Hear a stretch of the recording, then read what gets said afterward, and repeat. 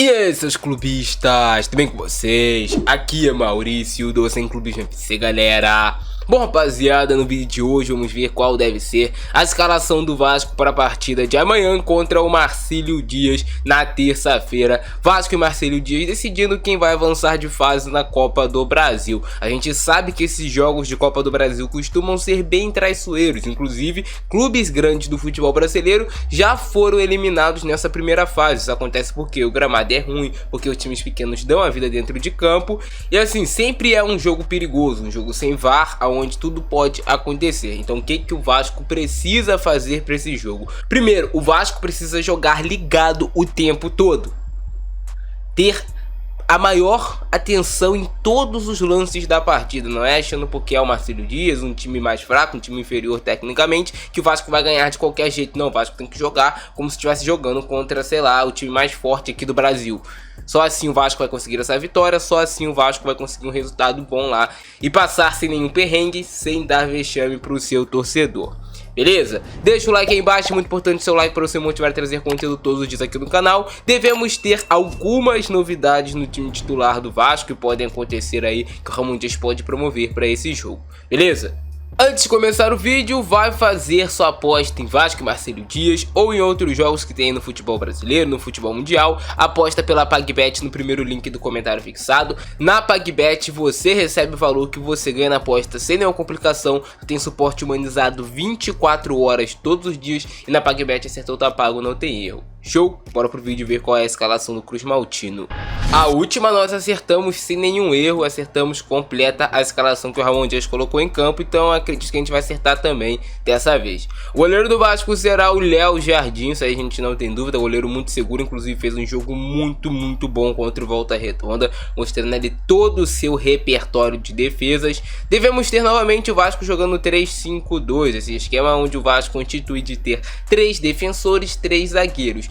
Eu acho que é um exagero em alguns jogos o Vasco jogar com 3 zagueiros, perde jogador no meio de campo. O Vasco poderia colocar mais um meio campista ou mais um ponta, principalmente em jogos que o Vasco vai precisar atacar mais. O Vasco poderia ter mais jogadores no campo de ataque, mas é o esquema que o Ramon Dias gostou, é um esquema que vem dando certo, vem dando resultados, né? O Vasco vem conseguindo as vitórias, é o que importa. Devemos ter João Vitor jogando na zaga pelo lado direito, o Medel jogando pela zaga centralizado e o Léo jogando pela zaga do lado esquerdo. Para esse esquema do Vasco funcionar e o Vasco ter assim uma superioridade numérica nos setores do campo, o Vasco precisa ter sempre os seus alas ultrapassando, tanto o Piton quanto o Paulo Henrique, que deve voltar ao time titular do Vasco. O Paulo Henrique, ele que no último jogo cumpriu suspensão contra o Volta Redonda, quem jogou foi o Puma não conseguiu aproveitar a sua oportunidade, no meu modo de ver. O Puma poderia ter feito um jogo muito melhor, não fez, e o Paulo Henrique deve retornar à equipe titular do Vasco. O que o Paulo Henrique tem de melhor assim no Vasco é a sua força física, é a sua velocidade. É um jogador também bem raçudo e em certos momentos ele consegue fazer boas jogadas, tipo assim, consegue dar um corte, consegue dar um drible, consegue chegar na linha de fundo, acertar os cruzamentos. Então eu espero que o Paulo Henrique esteja confiante, descansou um pouquinho, já dá para voltar ligado no 220 para esse jogo. No lado esquerdo teremos o Lucas Piton e para esse esquema do Vasco funcionar, como eu falei para vocês, o Piton tem que jogar avançado, o Paulo Henrique tem que jogar avançado, tem que ter o Galdames entrando entre linhas, você tem que ter o Léo subindo a linha do Vasco junto com o João Vitor, junto com o Medel, para aí sim o Vasco conseguir ter superioridade numérica nos setores do campo. E aí, cara, o Piton no lado esquerdo, você vai ter o Zé Gabriel, muito provavelmente jogando como esse primeiro volante.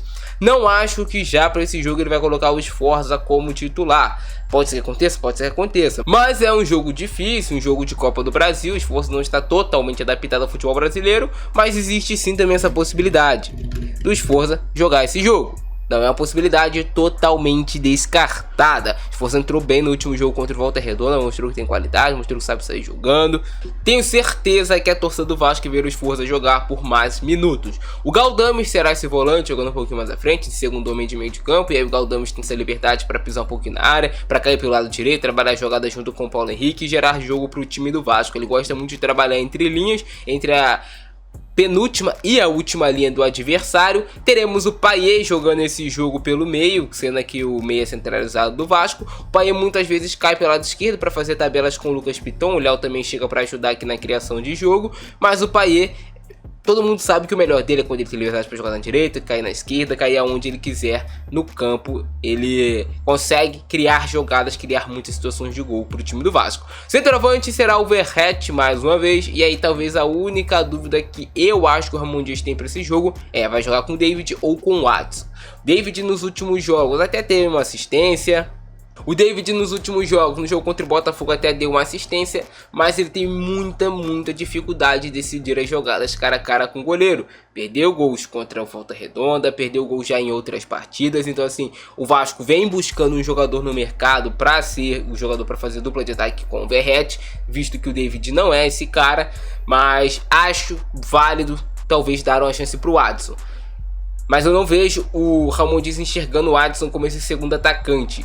Se ele for colocar o Adson, aí eu acho que ele mudaria o esquema. Colocaria o Adson pela esquerda, colocaria outro ponta pelo lado direito e abriria a mão de um defensor. Eu faria isso. Iria mais para um 4-3-3 clássico. Senão ele deve mesmo com o David no comando de ataque do Vasco. Dá para o Vasco ganhar esse jogo com facilidade, com tranquilidade. O Vasco é muito mais time, tem muito mais qualidade, mas sem desrespeitar o adversário, sem subestimar a qualidade do adversário, jogar o jogo os 90 minutos sério, dando a vida em campo, se entregando, que aí o Vasco sim conseguirá o resultado, conseguirá avançar de fase na Copa do Brasil. O que a gente não pode imaginar é um Vasco desatento, perdendo bolas e perdendo no jogo, que seria o pior. Beleza? Comentem embaixo a opinião de vocês e comentem também o que você faria nesse time do Vasco. Você iria com essa formação que eu coloquei aqui, ou você faria alguma alteração, você mudaria o esquema, você faria algo de diferente. Beleza? Esse é o nosso vídeo de hoje. Abração do Francesco, é nóis e fui!